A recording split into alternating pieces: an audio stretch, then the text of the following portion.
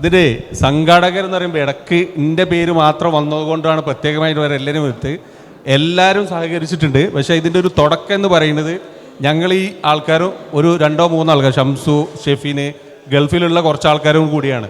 അപ്പോൾ ആ ചിന്തകൾ തുടങ്ങി, പിന്നെ ഈ ഡാറ്റ കളക്ഷൻ തുടങ്ങി, അങ്ങനെയാണ് ഇത് എത്തിയത്. ഞാൻ ഒറ്റക്കല്ല, എൻ്റെ ബാക്കിലല്ല, എൻ്റെ ചുറ്റിലല്ല, എൻ്റെ മുന്നിലൊക്കെ ഇവരൊക്കെ ഉണ്ടായിരുന്നു. ഈ ക്ഷണിക്കാൻ പോയത് അബിയും ഇവരൊക്കെ കൂടി തന്നെയാണുള്ളത്. അപ്പോൾ ഓരേ കൂടി ഒന്ന് പരിചയപ്പെടുത്താണ്.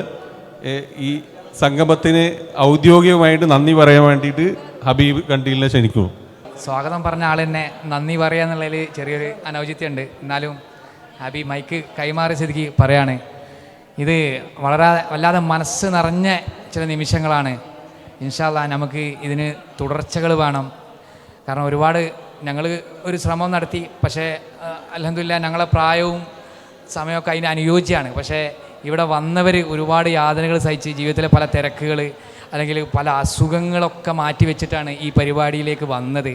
അപ്പോൾ അരീക്കോട് നിന്നും മറ്റ് പറമ്പാട്ടുമൽ, ചിറ്റാരിപ്പിലാക്കൽ, കണ്ടിയിൽ നിന്ന് വന്ന സകല കുടുംബത്തിൽ നിന്നും ഇതിലൊരു പങ്കാളിയാവുക, സ്വന്തം രക്തത്തെ തിരിച്ചറിയുക, പരിചയപ്പെടുക എന്നുള്ള ഉദ്ദേശത്തോടെ ഇവിടെ വന്ന് എല്ലാവർക്കും ഹൃദയത്തിൻ്റെ അടിത്തട്ടിൽ നിന്ന് നന്ദി അറിയിക്കുകയാണ്.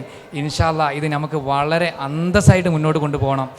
അപ്പോൾ യൂസുഫ് സാറ് അദ്ദേഹത്തിൻ്റെ ഒക്കെ വാക്കുകൾ നമുക്ക് വല്ലാത്തൊരു എനർജിയാണ്. ഇൻഷാ അല്ലാഹ് അദ്ദേഹത്തിൻ്റെ ഒക്കെ കഴിവും പ്രാപ്തിയും ഇതിന് ഉപയോഗപ്പെടുത്താൻ സാധിക്കട്ടെ. അതോണം ഹക്കിക്ക, റഷീക്ക എല്ലാവരും ഒരുമിച്ച് നിന്നാൽ നമുക്ക് ഇൻഷാ അല്ലാഹ് ഇതിലൂടെ ഒരുപാട് വിപ്ലവങ്ങൾ ഉണ്ടാക്കാൻ പറ്റും. നമ്മുടെ കുട്ടികൾക്ക്, വരും തലമുറയ്ക്ക് ഒരു മാതൃക ആവാൻ പറ്റും. കാരണം എല്ലാവരും സ്വന്തത്തിലേക്ക് ചുരുങ്ങുന്ന ഒരു കാലത്ത് ഇത് തേടിപ്പിടിച്ച് ഇങ്ങനെ ഒരു സംഭവം, അതിനൊരു സപ്പോർട്ട് കിട്ടുക എന്ന് പറഞ്ഞാൽ അതൊരിക്കലും പറഞ്ഞറിയിക്കാൻ കഴിയില്ല.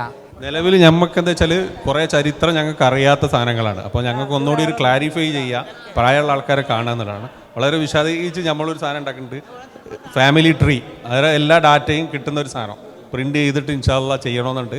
അതോടൊപ്പം ഇപ്പോൾ പറഞ്ഞതുപോലെ മറ്റു വിദ്യാഭ്യാസ സാധനങ്ങൾ എല്ലാവരും കൂടി ആലോചിച്ച് നമുക്ക് ചെയ്യാവുന്നതാണ് ഇൻഷാ അല്ലാഹ്. നിങ്ങളടക്കമുള്ള ആൾക്കാർ ഗൈഡ് ചെയ്തുകൊണ്ട് ഇൻഷാ അല്ലാഹ്.